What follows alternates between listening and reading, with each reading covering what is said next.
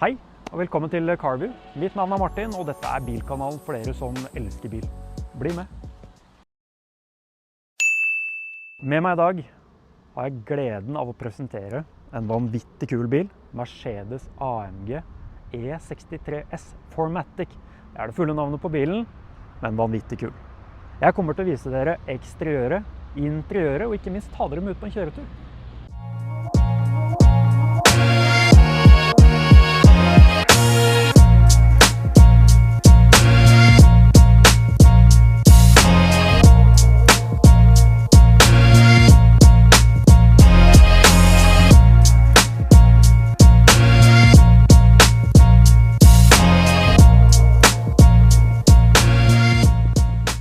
Dette er jo en særdeles kul utgave av E63-en, kanskje etter min mening den tøffeste som finnes i landet. Det er jo mye grunnet utseendet på den, og ikke minst utstyrspakka. Den har absolutt alt utstyr. Jeg har sett flere E63-er på Finn og i virkeligheten, og jeg vil si at dette er noe av det grommeste du får. Bli med i front. Du får denne i stasjonsvogn. Dette er jo sedanutgaven. Det som skiller AMG-en fra en standard utgave er jo motor er en ting, det kommer jeg inn på, men utseendet på bilen, den ser mer aggressiv ut. Dette er jo faceliften, den kom i 2019. Du ser jeg breiere hjulbuer på den, i front og bak bilen. Dette er jo de gjeveste lyktene du får, det er multibeam LED-lykter. Sorte felger med røde bremsekalippere. Dette er Goodyear-dekk, det er 265 foran og 295 bak. Så er det kule detaljer. Du ser, bli med over nå, se. Du ser jo disse sølvdetaljene her. Her står det V8 biturbo. Og her ser du også antydninger av en annen pakke som jeg synes er veldig kult og passer til de grå detaljene. Det er karbonpakka, det er utvidet karbonpakke på denne bilen. Det ser du på speilene. Det er nattpakka på den. Det betyr at det er sorte detaljer.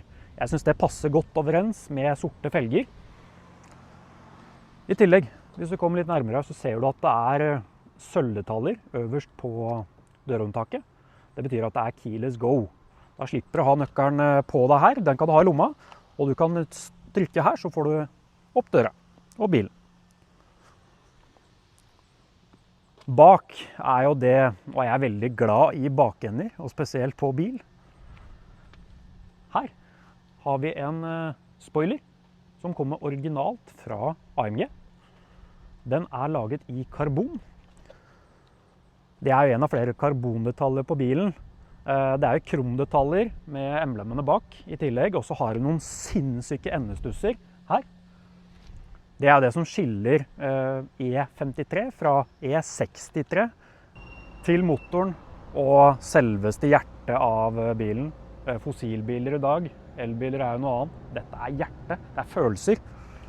AMG, den er håndprodusert av én mekaniker på AMG. Skriften og håndskriften står der, undertegnet. Dette er jo en V8 biturbo, 4 liter motor. En sinnssykt solid motor, produsert av AMG. Lite feil, solid. Den har en ytelse på ca. 604 hestekrefter og 850 newtonmeter. Den flytter seg fra 0 til 100 på ca. 3,2 sekunder. Noe av det grommeste og tøffeste, jeg tenker egentlig vi viser litt på innsida av bilen. Da setter vi oss inn i dette beist av en bil og starter den opp.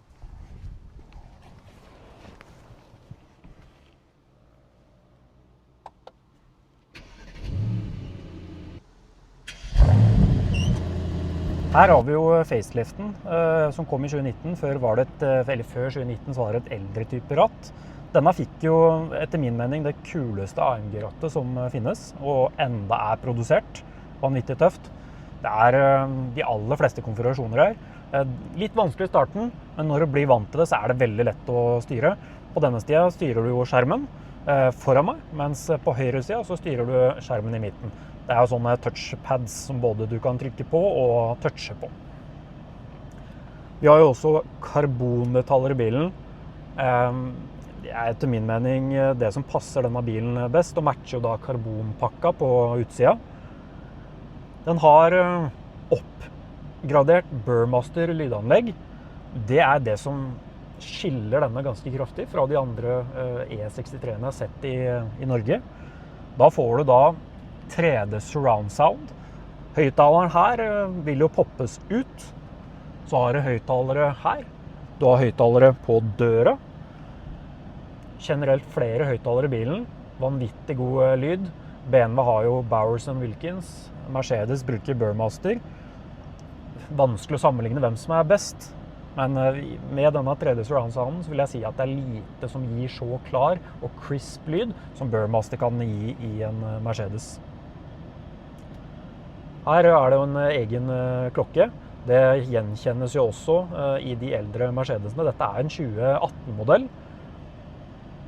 Det head-up display i bilen i tillegg. Det soltak. Det Alcantara taktrekk. Det gjør det særdeles eksklusivt. Det veldig mye skinndetaljer i bilen. Det skinndashbord. Det kalles jo på Mercedes-språket Artico-dashbord. Det beveger seg også ut på dørene. Generelt solid. Lite plastikk. Det eneste plastikken som inne under dørhåndtaket her. Ellers det bra materialer. Plass til ting i døra. Det en midtkonsoll her, hvor det enda mer plass. Den spaken her i midten, det jo en eldre type styring til drivsystemene i bilen. Den kom som en facelift etter denne utgaven i 2020, og da fikk den etter min mening mer håndterbar styreenhet. Ellers jo dette MBX-systemet veldig intuitivt og lett å forstå seg på. Du har det aller meste på displayene, og du blir vant til å bruke hjulet, og det som også en touchpad her. Bra MBX-system, men det ble bedre etter 2020. Jeg sitter jo nå i de såkalte komfortsetene til Mercedes E63. Du får dem i bøtteseter. Fantastisk gode seter, disse bøttesetene. Personlig vil jeg foretrekke komforten, da dette en særdeles sportslig bil, men også en cruiser, og noe du skal kunne sitte i mange, mange timer. Personlig preg, komfort, utseende, bøttesetene. Så jeg setter meg inn i baksetet.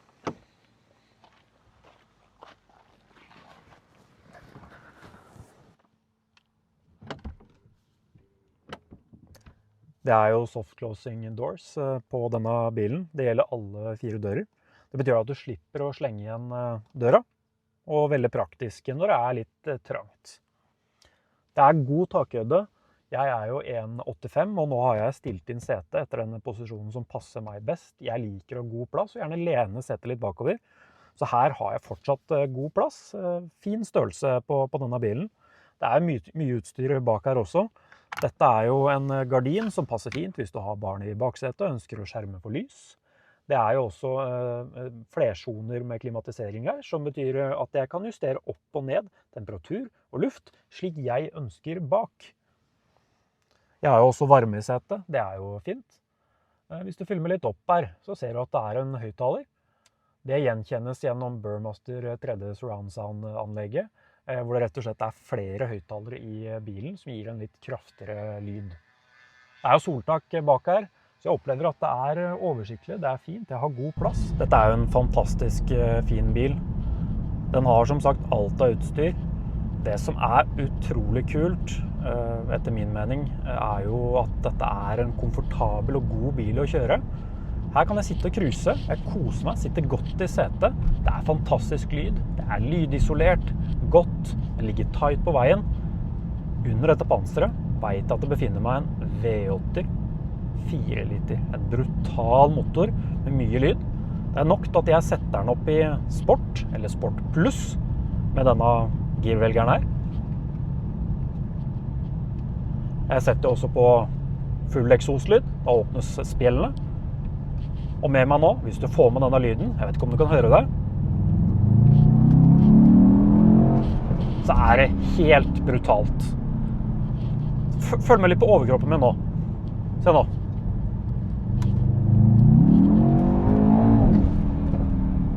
Jeg blir trykket tilbake i setet.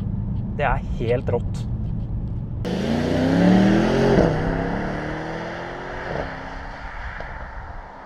Denne bilen er jo utstyrt med Airmatic luftfjæring. Det er jo luftfjæringa til Mercedes satt opp for AMG-en. Den er litt stivere enn den er på standard E-klasse. Samtidig føler jeg at jeg flyter godt på veien. Den er komfortabel og god. Den blir ikke for stiv, men heller ikke for myk. Den gir god handling når jeg styrer og legger meg i svinga. Den vil jo også med denne luftfjæringa justere bilen etter hvor mye den lener seg, slik at den holder seg stabilt i svingene. Så er det vanvittig kult da, når jeg setter den i Sport Plus, så vet jeg at det er en råtass av en motor under dette panseret, som trykker meg tilbake i setet. Haha, tøft! Denne bilen gir jo fantastisk mye glede. Det er mye følelser, det er en V8-er, det er en sinnssykt godt utstyrt bil. Er det fornuftig i dag å kjøpe en bensinbil, en 4 liter, som sluker en forbruker, ligger jo på alt mellom 0,8 til oppover, spørs hvor hardt du kjører. Det som er litt tøft med den er jo at du kan, den gjør det automatisk, kobler av 4 sylindere. Det er jo totalt 8 sylindere på denne bilen. Når du kjører i komfortmodus, og egentlig cruiser, og motoren ikke senser at den må yte mer kraft, så vil den koble av 4 sylindere. Dette vil jo gi et bedre drivstofforbruk enn hvis den bruker samtlige 8 sylindere. Veien er kort da, for å koble den inn i sportsmodus og kunne kjøre hardt med den. Akkurat nå er jeg keen på å cruise, slappe av, nyte, kanskje sette på litt musikk. Det er et duftsystem i bilen, så det kommer jo god lukt hele tiden. Fantastisk god å kjøre. I dag, som jeg pratet litt om, er det fornuftig å kjøpe en bensinbil? Beklager. Er det fornuftig? Det går mye på følelser. Personlig ville jeg gått for den hvis jeg hadde hatt penger til. Dette er en bil som ligger ute på bruktbilmarkedet til omtrent ca. 1 million. Spørs jo litt av kilometerstand, utstyr og stand, så klart. Denne bilen har ikke vært i noen bilulykker, basert på det jeg har fått vite av tidligere eiere. Fantastisk god bil, og vil absolutt anbefale denne til både entusiaster og folk som er glad i Mercedes og AMG. Denne bilen har jo alt av utstyr. Den har, som sagt, komfortsetene. Den har varme i setene, ventilering i setene. Dette styres med knappene her oppe. Øverste knappen her er knappen som styrer posisjon til setet til passasjeren. Så hvis du ønsker å ha en passenger princess eller en kamerat på besøk som er usikker på hvordan du justerer, så kan du gjøre det for den. Kult! La oss ta en titt på bagasjeromsplassen i denne bilen hvis du faktisk skal ut på langtur og må avhengig av å ha med deg bagasje. Dette er jo sedanutgaven. Det betyr at den har en 540 liters bagasjeromsplass. Skal du ha stasjonsvognen, så er det en 640 liter, så en 100 liters differanse. Er du avhengig av bagasjeromsplassen? Opp til deg. Oppsummert så er dette en fantastisk kul bil. Jeg har nevnt det tidligere. Dette er en juvel av en E63 i Norge. Ville du gått for denne kontra en M5, en RS6? Det spørs litt hva du liker av utseende og feeling i bilen. Dette er mye følelser. Det er en brutal V8-er med en god motor, masse lyd. Det får du også i M5-en. Du får den i RS6-en. Men jeg synes personlig at utseendet på denne bilen skiller seg litt ut. Den er vanvittig aggressiv. Det er noe med feelinga i bilen, Mercedes, komfort, brutalitet, som gjør at jeg faktisk setter denne høyt av M5-en og RS6-en. Utrolig tøff. Hvis du likte denne videoen, setter jeg stor pris på om du liker videoen, tommel opp, abonnerer på YouTube-kanalen min, og følger meg på sosiale medier og Instagram. Link i bio. Takk for at du så på. Vi ses!